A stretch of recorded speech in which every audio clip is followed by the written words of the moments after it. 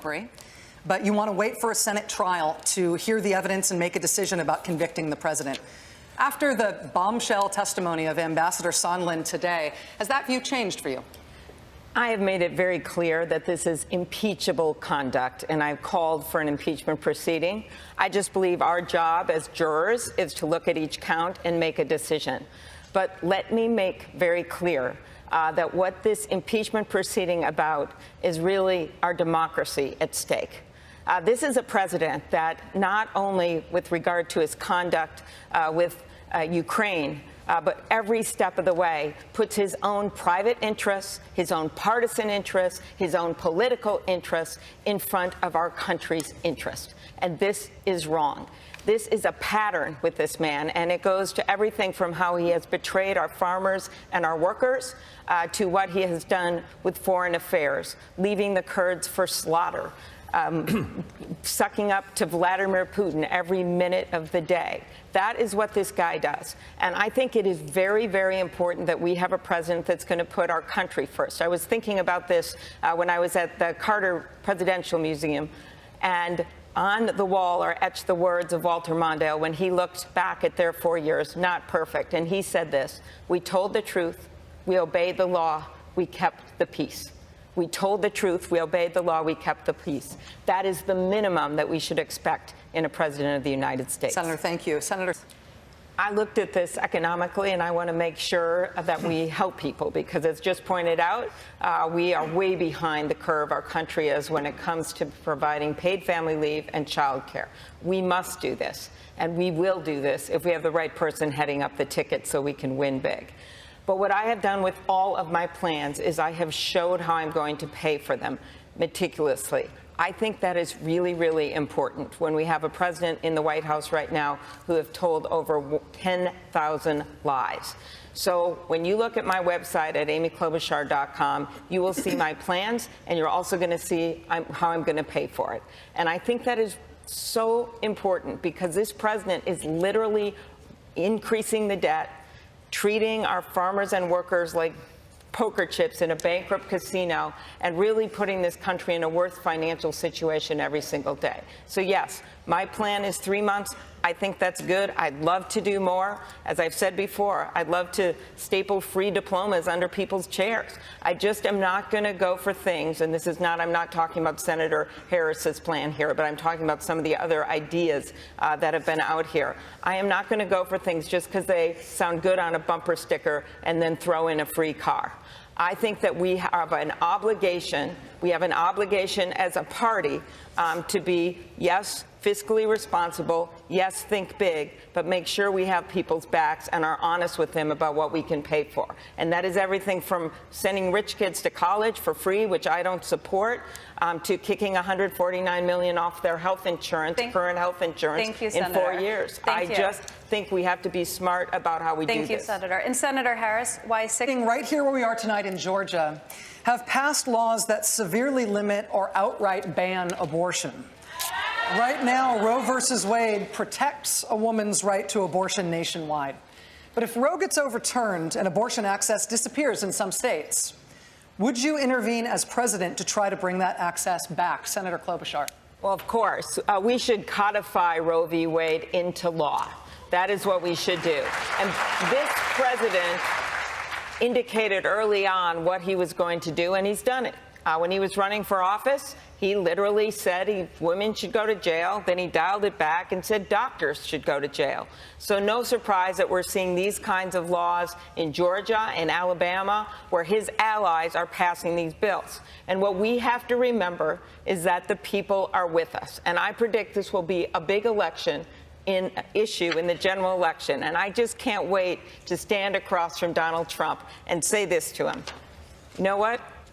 The people are with us. Over 70% of the people support Roe v. Wade. Over 90% of the people support funding for Planned Parenthood and making sure that women can get the health care they need.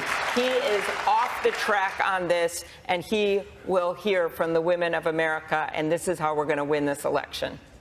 Just giving it to the person who got the most votes. I agree with what the mayor has just said, but this is a good example where he has said the right words, but I actually have the experience and am leading 11 of the bills that are in that House-passed bill you just referred to. And I think this kind of experience matters.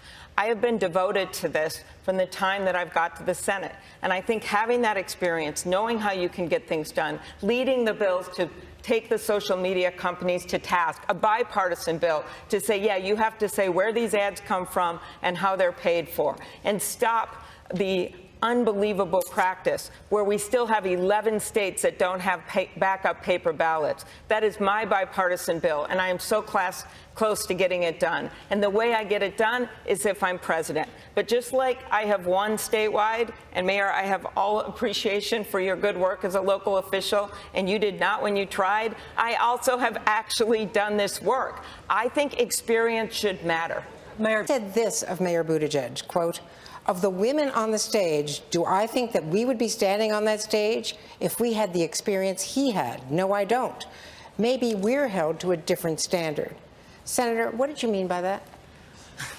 First of all, I've made very clear I think that Pete is qualified to be up on this stage, and I am honored to be standing next to him. But what I said was true. Women are held to a higher standard. Otherwise, we could play a game called Name Your Favorite Woman President, which we can't do because it has all been men, including all vice presidents being men. And I think any working woman out there, any woman that's at home, knows exactly what I mean. We have to work harder, and that's a fact. But I want to dispel one thing, because for so long, why has this been happening? I don't think you have to be the tallest person on this stage to be president. I don't think you have to be the skinniest person. I don't think you have the loudest voice on the stage. I don't think that means that you will be the one that should be president. I think what matters is if you're smart, if you're competent, and if you get things done. I am the one that has passed over 100 bills as the lead Democrat in that gridlock of Washington in Congress on this stage. I think you've got to win. And I am the one, Mr. Vice President, that has been able to win every red and purple congressional district as the lead on a ticket every time. I govern both with my head and my heart. And if you think a woman can't beat Donald Trump, Nancy Pelosi does it every single day. Mr. Vice President, just a quick response. I think a woman's qualified to be president. There's no reason why, if you think the woman's the most qualified person now, you should vote for them. Against the Saudis, even though that would potentially help Iran, their adversaries.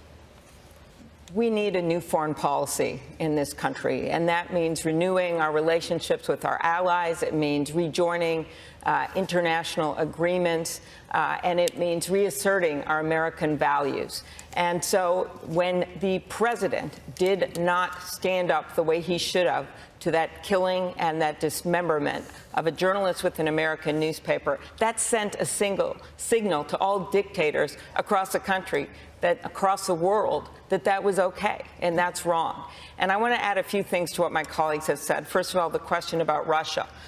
When we look at international agreements, we must start negotiating back with Russia, which has been a horrible player on the international scene. But the president precipitously got out of the nuclear agreement with Russia, and we must start negotiating, even though they were cheating, for the good of this world. And we must also start the negotiations for the New START treaty. And when it comes to China, we need someone that sees the long term, like I do, just like the Chinese do, because we have a president that literally makes decisions based on his next tweet, and they are in it for the long game. Senator Sanders? The nation was riveted this week by the testimony in Washington. And one of the people we heard from yesterday was Lieutenant Colonel Vindman. And what he said was this. He spoke to his immigrant father, and he said, in this country, you can tell the truth, and it's going to be fine. It reminded me of Army counsel years and years ago in the McCarthy hearing, someone from Iowa, actually, Mr. Welch, who said, have you no sense of decency, sir? I want us to remember that this election is, yes, an economic check on this president. And I have bold ideas that we can do to go forward as a country to make college more affordable and bring down the costs of health care, yes. But this is also a patriotism check, a value check, a decency check. And when you look at the people that turned out in Kentucky and turned out in Virginia, people turned out that didn't vote in 2016. African Americans are turning out like we didn't see before. But we also, and they must be with us, and we must get our fired up Democratic base with us. But we also, let's get those independents and moderate Republicans who cannot stomach this guy anymore. This is how we build a coalition. So we don't just beat Donald Trump. We bring the U.S. Senate to some sense. We send Mitch McConnell packing. This is how we win. So if you want to join us, and remember that this won't be for me a personal victory, it'll be a national victory of someone that wins in red districts and suburban purple districts and bright blue districts every single time. If you want to join us and if you believe that our work doesn't end on Election Day but begins on Inauguration Day, join us. AmyKlobuchar.com. Senator Klobuchar, thank you. Senator Harris.